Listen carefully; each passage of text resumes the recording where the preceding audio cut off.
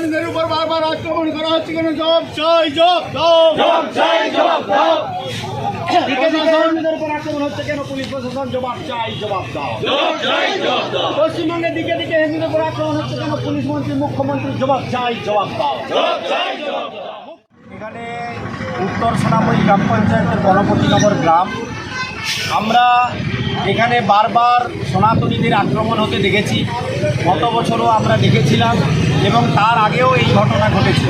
এখানে কিছু দুষ্কৃতিকারী আছে, তারা বারবার সনাতনীদের উপর আক্রমণ করে। গত বছর কালী পুজোতে একটা জায়গাতে সুমিত্রবাবুর আসার কথা ছিল।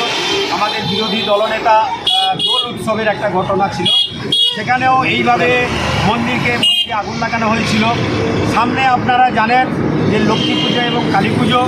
আমাদের এই গণপতিনগরের একজন ঠাকুরের মিস্ত্রি অনিল চাকরা, যার এই নারকেলদা মোড়ে ন্যাশনাল হাইওয়ের পাশে একটি ঠাকুর তৈরির কারখানা আছে। গত রাত্রিতে কিছু দুষ্কৃতিকারী এই কারখানাতে এসে প্রায় 60-70খানা ঠাকুরের মূর্তি সহ ঠাকুরকে ভেঙে দিয়েছে এবং এইভাবে লক্ষ্মী ঠাকুর এবং কালী মূর্তি ভেঙে দিয়েছে। এইভাবে বারবার এই ঘটনা কেন ঘটছে? এবং সবথেকে আশ্চর্যের বিষয়, এই জায়গা থেকে অফিসের দূরত্ব প্রায় 150 মিটার। এই 150 মিটার বা 200 মিটারের মধ্যে বারবার এই ঘটনা ঘটছে, অথচ পুলিশ প্রশাসন কোনো এক কারণে চোখ বন্ধ করে বসে আছে। আমরা তীব্র ধিক্কার জানাই এবং অবিলম্বে যারা দোষী, যারা দুষ্কৃতী, তাদেরকে গ্রেপ্তার করে বিচারের আওতায় আনতে হবে। তদন্ত করে তার যাতে যে সমস্ত ক্ষতি হয়েছে, তার বিরাট ক্ষতি, কারণ কিছুদিনের মধ্যে লক্ষ্মী পুজো এবং কালী পুজো, তার যে ক্ষতি হয়েছে তার ক্ষতিপূরণের দাবি করছি। এবং এই ঘটনা সারা পশ্চিমবঙ্গে দিকে দিকে ঘটছে, সেই জন্য পুলিশ মন্ত্রী তথা মুখ্যমন্ত্রীর আমরা পদত্যাগ দাবি করছি। আগামী দিনে যাতে এই ঘটনা না ঘটে সেই দাবি জানিয়ে আমরা আজকে ন্যাশনাল হাইওয়ে অবরোধ করলাম এবং পুলিশ প্রশাসনকে আমরা বললাম, আগামী দিনে যদি দুষ্কৃতিকারী গ্রেপ্তার না হয় আমাদের এই আন্দোলন আরও জোরদার হবে। আমরা এই জোরদার আন্দোলন করব এবং দিকে দিকে এর বিরুদ্ধে প্রতিবাদ আমরা ছড়িয়ে দেবো, সংগঠিত করব।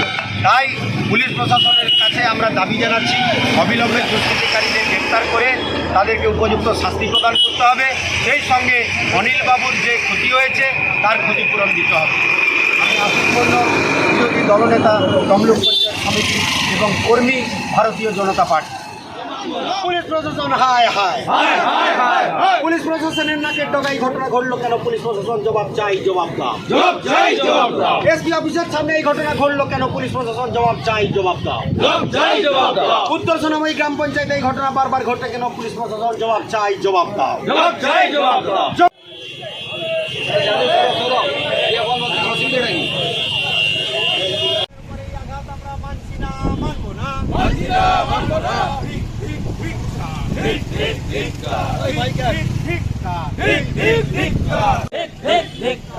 ধর্মের পরে আঘাত আমরা মানছি না,